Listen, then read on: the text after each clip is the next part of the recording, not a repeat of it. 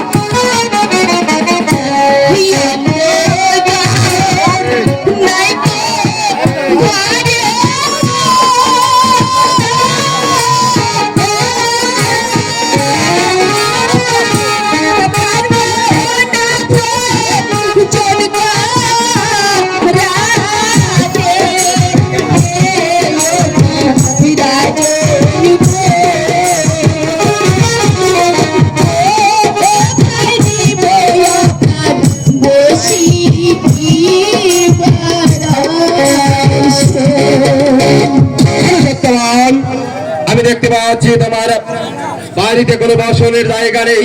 ভাই কোন রকমে তোমার এই বারান্দাতে একটি শয্যা বেঁধে দাও। সেই শয্যার পরে আজকে রাত্রি কোন রকমে যাপন করে আগামীকাল পুরুষ সেই আমি আমার দেশমুখে যাত্রা করবো। মহারাজ, আজ শয্যা পেতে দেওয়ার মতো কিছুই নেই, তাই তো আমার পরনের বস্ত্র দিয়ে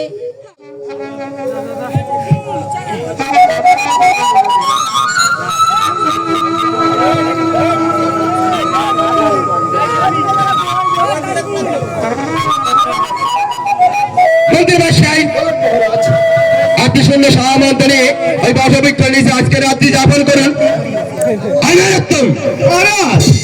তুমি সর্বসময় আমার সঙ্গে থাকবে। ঠিক আছে মহারাজ, আমি তাই থাকবো। সত্যবান, তোমরা ঘুমিয়ে পড়ো।